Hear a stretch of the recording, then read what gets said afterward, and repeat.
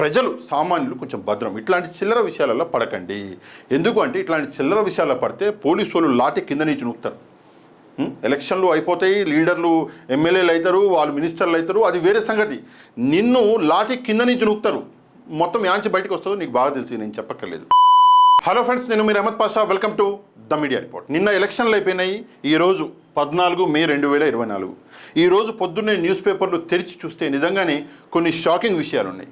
ఈనాడు కానివ్వండి, సాక్షి కానివ్వండి, వేరే ఏ న్యూస్ పేపర్, ఆంధ్రజ్యోతి ఈవెన్ కానివ్వండి, మొత్తం షాకింగ్ న్యూస్లు ఉన్నాయి. నేను అన్ని న్యూస్లు డిస్కస్ చేయను, ఒక న్యూస్ డిస్కస్ చేస్తా. ఆ న్యూస్ వచ్చేసి ఇక్కడ మీరు చూడొచ్చు. ఎమ్మెల్యే అన్నాబత్తుని శివకుమార్ ఎవరైతే ఉన్నారో ఆయన చంపదెబ్బ అన్నది వీడియో బాగా వైరల్ అయింది. కాకపోతే ఈ ఒక్క న్యూసే నేను కవర్ చేస్తాను, మిగతాయి కవర్ చేయను. కాకపోతే ఒక్కసారి చూడండి ఎందుకు దారుణంగా ఉంది న్యూస్ పేపర్ అంటే. ఇక్కడ ఈనాడులో ఓటెత్తిన ప్రజాస్వామ్యం అని చాలా మంచి మాట రాసిండు. దాని కిందనే మళ్ళా మొదలుపెట్టిండు. ఇక చూడండి, వైకాపా విధ్వంస కాండ అని చెప్పేసి ఒక మహిళ ఫోటో వేసిండు. మొత్తం దారుణంగా కోసుకుపోయింది ఆమెకి, నిజంగానే దారుణమే. సరే, ఇక్కడ పక్కన చూసుకుంటే మళ్ళీ ఇక్కడ అన్నాబత్తుని శివకుమార్ గారి న్యూస్ వేసిండు. సేమ్ వే ఇక్కడ మనం చూసుకుంటే సాక్షిలో కూడా ఇక్కడ చూడండి, ఫస్ట్ పేజ్లో అగో మరోసారి ఫ్యాన్ సునామీ అని మంచి న్యూస్ చేసిండు. చాలామంది వచ్చారు ఎలక్షన్లకి ఓట్లు వేయడానికి, ప్రజలందరూ ఈవెన్ ముసలోళ్ళు కూడా వచ్చారు అని చెప్పేసి కింద వచ్చేసి ఇక్కడ చూసుకుంటే పచ్చ ముఠాల విధ్వంస కాండ అని చెప్పేసి కార్లు పలగొడుతున్నారు. ఇక్కడ చూసుకుంటే బైకులు కాల్ చేస్తున్నారు. పాపం తలకాయ బలగొట్టేది అది ఈ న్యూస్ వేసినట్టు. నిజంగా ఈ న్యూస్లన్నీ మనం కవర్ చేయము. నేను ఆల్రెడీ చెప్పిన ఏ న్యూస్ కవర్ చేస్తాను. కాకపోతే కవర్ చేయడానికి ముందు, ఆ న్యూస్ గురించి మాట్లాడడానికి ముందు నేను సామాన్య ప్రజలకు ఒక విషయం చెప్తాను. ఎన్నికలు వస్తాయి పోతాయి, ప్రతి 5 ఏళ్ళకి వస్తాయి, మళ్ళీ 5 ఏళ్ళకి మళ్ళీ వస్తాయి. కాకపోతే ఎన్నికల రోజు ఏదో హీరోయిజం చూపిద్దామని, లేదంటే ఒక బాటిల్ మందేసి ఎక్కి బాగా బలిసి మనం ఇట్లాంటి చిల్లర పనులు చేసి, నేను సామాన్యులకు చెప్తాను, రౌడీలకు గుండెలకు కాదు, వాళ్ళు డబ్బులు తీసుకొని చేసేటోళ్ళు పాపం, వాళ్ళ ప్రొఫెషనల్స్, వాళ్ళకి మనం చెప్పక్కర్లేదు, పోలీసు వాళ్ళు చూసుకుంటారు. కానీ సామాన్య ప్రజలు ఒకవేళ ఎందులో ఇన్వాల్వ్ అయితే ఏమవుతుంది అంటే, ఎలక్షన్ రోజు పోతుంది. నిన్న ఎలక్షన్ ఉండే, ఎలక్షన్ అయిపోయింది, నువ్వు తాగిన బాటిల్ దిగిపోతుంది, పోతావు, ఉచ్చబోస్తావు, వస్తావు, దిగిపోతుంది. మళ్ళీ రెండో రోజు నుంచి పోలీసు వాళ్ళు ఏదైతే యాక్షన్ తీసుకుంటారో నెల రోజుల పాటు నువ్వు ఏడ కనిపించవు. బెంగళూరు, తమిళనాడు, చెన్నై, ఇటు హైదరాబాదు పారిపోవాల్సి వస్తుంది. అందుకే కొంచెం భద్రం. నీకు ఫ్యామిలీ ఉన్నది, నేను అన్ని పార్టీలకు చెప్తున్నా, వైసీపీ కానివ్వండి, టీడీపీ పార్టీ కానివ్వండి, ప్రజలు సామాన్యులు కొంచెం భద్రం. ఇట్లాంటి చిల్లర విషయాలలో పడకండి. ఎందుకు అంటే ఇట్లాంటి చిల్లర విషయాల్లో పడితే పోలీసు వాళ్ళు లాఠీ కింద నుంచి నూకుతారు. ఎలక్షన్లు అయిపోతాయి, లీడర్లు ఎమ్మెల్యేలు అవుతారు, వాళ్ళు మినిస్టర్లు అవుతారు, అది వేరే సంగతి. నిన్ను లాఠీ కింద నుంచి నూకుతారు. మొత్తం యాంచి బయటకు వస్తుందో నీకు బాగా తెలుసు, నేను చెప్పక్కర్లేదు. ఇక మన ఈరోజు టాపిక్ వద్దాం. ఈనాడు న్యూస్ పేపర్లో ఏదైతే ఇచ్చిండో ఇది ఇచ్చిండు. ఏంటి అంటే, ఓటర్ సుధాకర్ చెంపపై కొడుతున్న వైకాపా ఎమ్మెల్యే అన్నాబత్తుని శివకుమార్ అని చెప్పేసి ఒక ఫోటో ఇచ్చిండు. పక్కన ఇంకో ఫోటో ఇచ్చిండు, తిరిగి ఎమ్మెల్యే చెంపపై కొడుతున్న సుధాకర్ అని చెప్పేసి ఇచ్చిండు. నేను ఈ న్యూస్లోకి వెళ్ళడానికి ముందు ఒక విషయం చెప్తాండి. ఈ ఏదైతే సంఘటన జరిగిందో, ఈ సంఘటనకి మెయిన్ కారణం ఏదైతే ఉందో అది కుల గజ్జి, కుల పిచ్చి. ఆ కుల పిచ్చి అనేది బాగా ప్రజల్లో ఎక్కువైపోయింది. ఎందుకు నేను ఈ మాట అంటున్నా అంటే, ఇక్కడ ఏదైతే ఉందో సాక్షిలో ఈ ఎమ్మెల్యే స్టేట్మెంట్ ఇచ్చిండు, ఎందుకు ఇట్లా చంప మీద కొట్టవలసి వచ్చింది అని. వీడ చూడండి, ఈ తెనాలి ఎమ్మెల్యే ఎవరైతే ఉన్నారో ఆయన స్టేట్మెంట్ ఇచ్చిండు, నేను ఎందుకు కొడతా చంప మీద, వేల మంది 100 మంది ఉన్నారు, మరి నేను వాళ్ళని పోయి కొట్టలేదే, ఈ వ్యక్తిని ఎందుకు కొట్టినా, దానికి ఏదైనా కారణం ఉండాలి కదా అని చెప్పేసి కారణం చెప్పిండు. నేను వస్తా ఆ కారణానికి. అంతకంటే ముందు ఈనాడు పెద్ద ఆయన ఏం విషయం చిమ్మిండు, ఇవాళ కొంచెం టైంపాస్ ఒకసారి చూద్దాం మనం. ఏమంటున్నాడు, ప్రజా చైతన్యంపై పిడిగుద్దులు. ఈయనంట మన ఈ గాయపడిన సుధాకర్. ఈ సుధాకర్కి కులగజ్జి చాలా ఎక్కువ ఉన్నట్టు ఉంది. నేనంటలేను, అది ఎమ్మెల్యే అంటున్నాడు. ఇక్కడ చూసుకుంటే పోలింగ్ కేంద్రంలోనే ఓటరుకు ఎమ్మెల్యే చంపదెబ్బా. సరే, ఎందుకు కొట్టిండు, అదే కదా క్వశ్చను. ఊకే ఉన్నోడు నిలబడ్డోడిని కొట్టాడు కదా. ఎవడైనా ఎమ్మెల్యే ఒక ఓటర్ని కొట్టి వాని కాలు మీద వాడిని నడుక్కుంటాడా? నరుకోడు కదా, అది కూడా ఎలక్షన్ రోజు. నెక్స్ట్ చూసుకుంటే తెనాలిలో అన్నాబత్తుని దాష్టికము, వైకాపా 5 ఏళ్ల అరాచకానికి పరాకాష్ట. సరే, నెక్స్ట్ చూసుకుంటే నిబంధనలు పాటించాలన్నందుకే ఓటరుపై ఎమ్మెల్యే దాడి. ప్రతిగా చెంప మీద కొట్టిన సామాన్యుడు. అంటే ఓటరు కొడితే సామాన్యుడు కొట్టిండు. ఎందుకు కొట్టిండు అంటే నిబంధనలు పాటించాలని సామాన్యుడు అన్నాడంట. సరే, వస్తా దాని మీద కూడా వస్తా. ఓటరుపై ఎమ్మెల్యే అనుచరుల ముష్టి ఘాతాలు, నేను కరెక్ట్గా ప్రొనౌన్స్ చేయకపోతే సారీ అండి. నెక్స్ట్ వచ్చేసి పోలింగ్ పూర్తయ్యే వరకు అన్నాబత్తుని గృహ నిర్బంధము, బాధితుడి ఫిర్యాదుతో కేసు. అంటే ఎవరైతే ఎమ్మెల్యే ఉన్నాడో ఎమ్మెల్యే గారి అనుచరులు వేసుకున్నారంట ఈ సుధాకర్ గారిని. వేసుకుంటే పాపం గాయపడ్డాడు. సరే ఇక్కడ కనిపిస్తూనే ఉంది, కన్ను మొత్తం లొట్టబోయింది.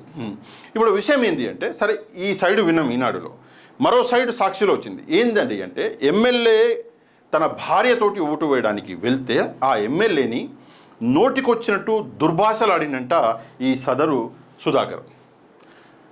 ఎందుకు దుర్భాషలాడిండు? కారణం ఉండాలిగా. ఇప్పుడు ఎమ్మెల్యే పోయి కొట్టిండు అంటే కారణం ఉండాలి.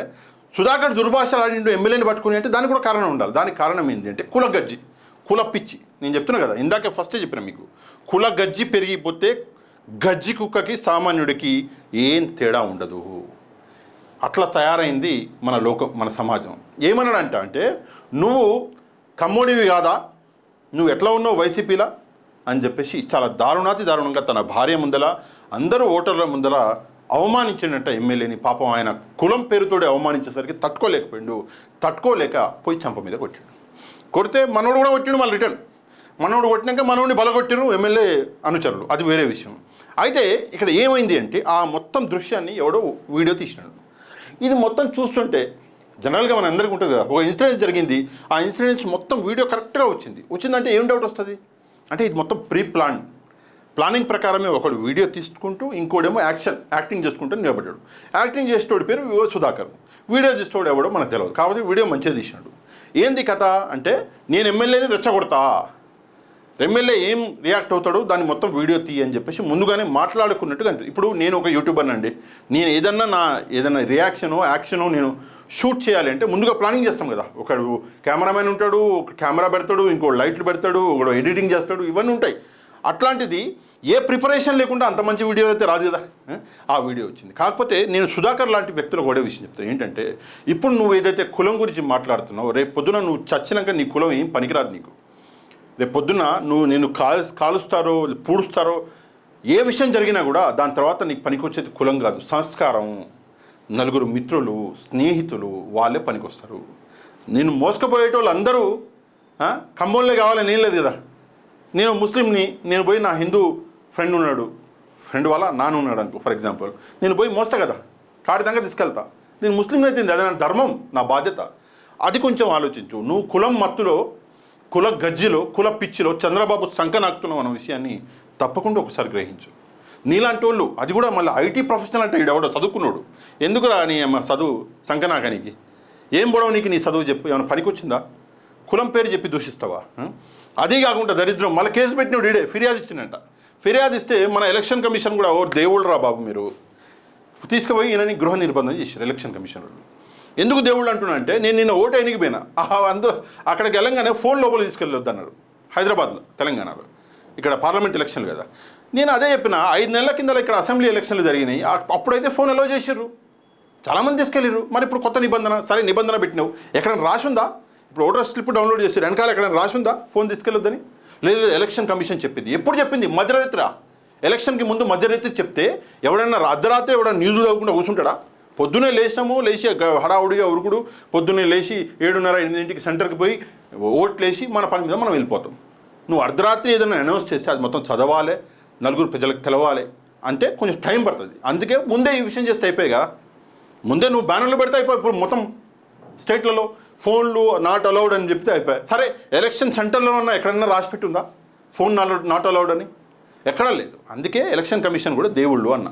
ఇక మనం మన టాపిక్లోకి వచ్చేస్తే, ఈ సుధాకర్ లాంటి వాళ్ళు నిజంగానే చాలా ఎక్కువ మంది అవుతుంది. నేను ఓన్లీ ఒక కమ్మ కమ్యూనిటీలనే అంటలేను, ఈవెన్ వేరే కమ్యూనిటీలలో, ఈవెన్ మైనారిటీలలో, ముస్లింలలో కూడా ఈ మత గజ్జి, కుల గజ్జి చాలా పెరిగిపోయింది.